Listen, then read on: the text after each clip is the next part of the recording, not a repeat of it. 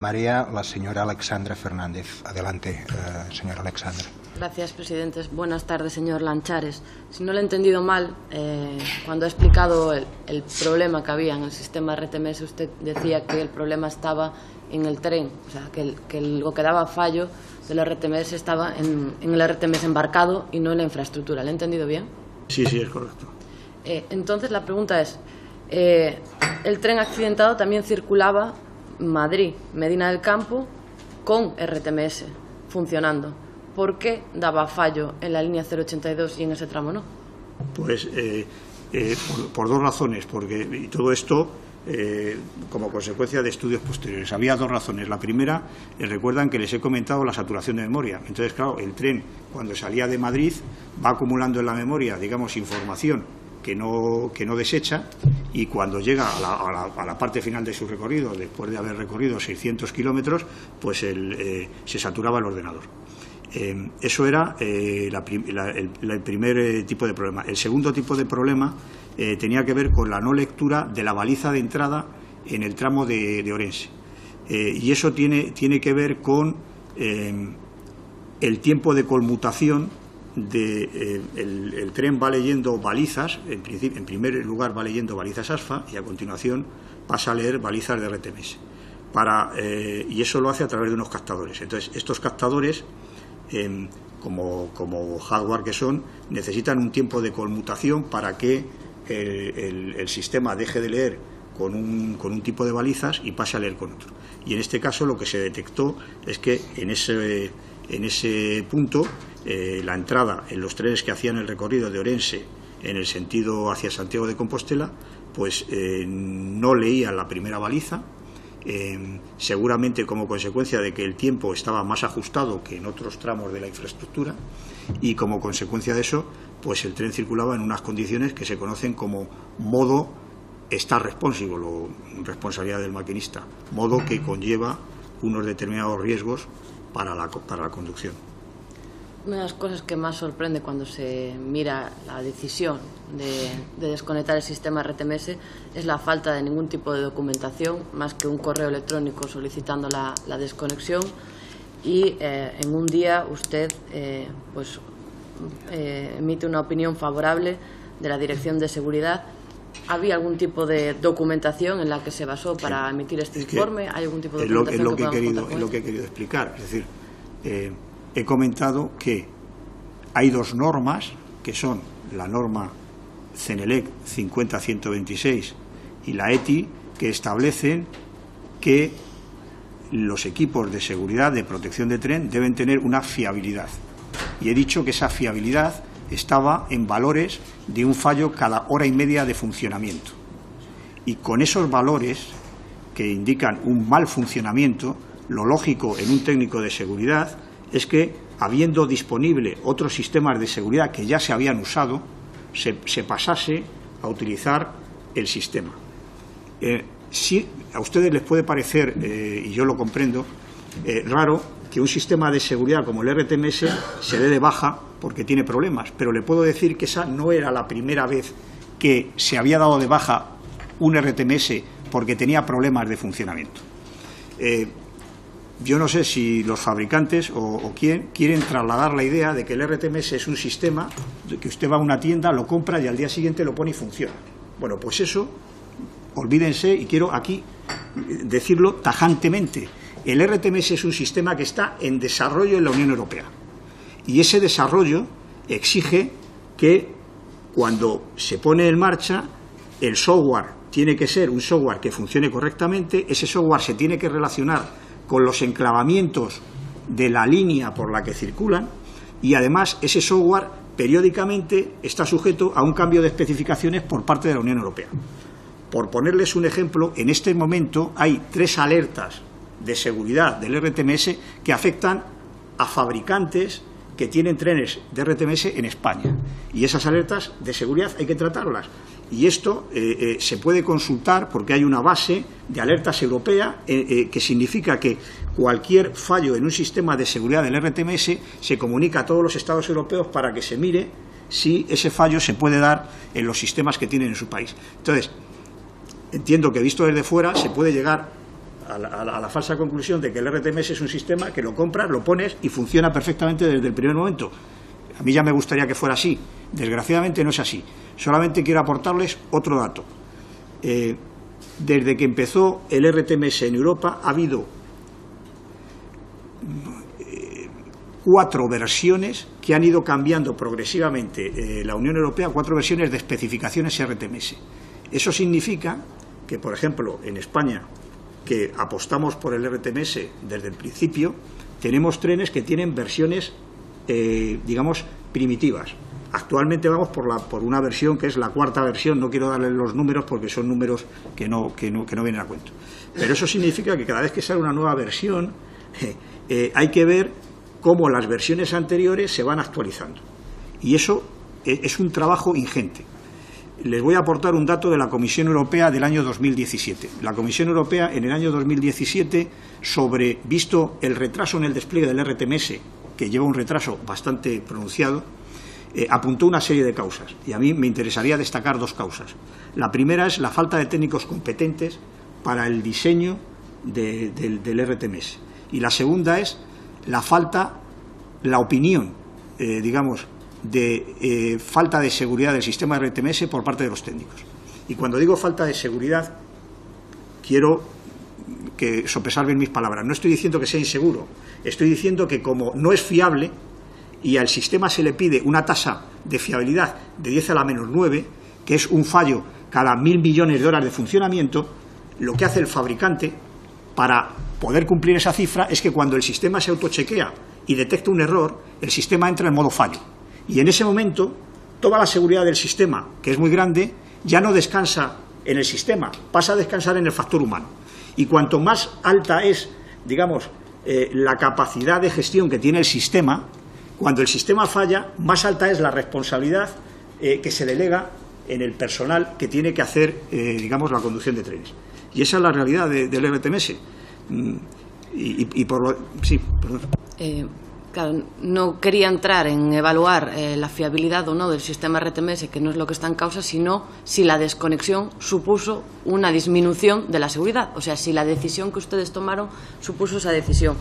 Y yo le pregunto, ¿no es cierto que la autorización que se había dado un inicio para puesta a servicio se había concedido bajo la condición de que funcionase bajo el sistema RTMS? Yo no sé de dónde sale esa cifra.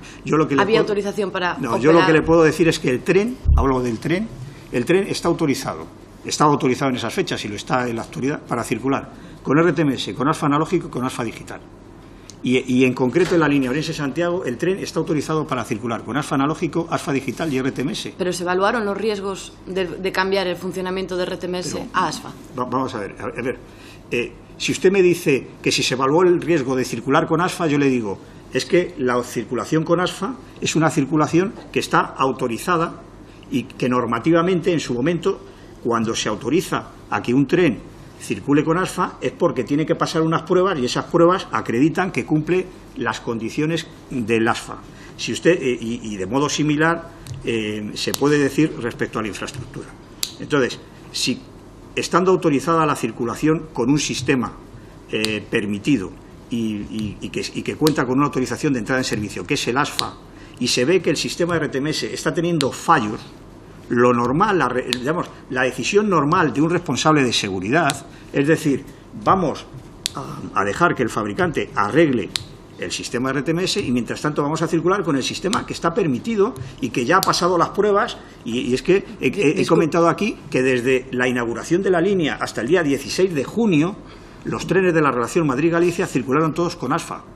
Disculpe, no le estoy preguntando si era normativo o no, le estoy preguntando si hubo una evaluación de riesgos de yo le digo que la evaluación de riesgos era que se incumplían 2 normas que he citado, la norma 50-126 y la ETI.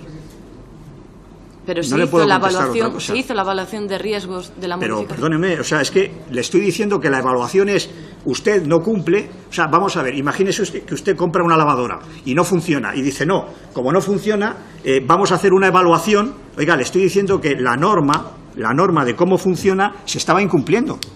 Entonces, mayor evaluación que esa, no sé qué quiere que le diga. Lo digo porque lo que usted denomina un sistema alternativo, que no tenía problema ninguno, como es que funcione bajo el sistema ASFA, resulta que el día después del accidente se reconoce que hay un error en la puesta en servicio de ese sistema ASFA porque allí no había una baliza colocada que se coloca el día después. ¿Me puede explicar por qué se coloca?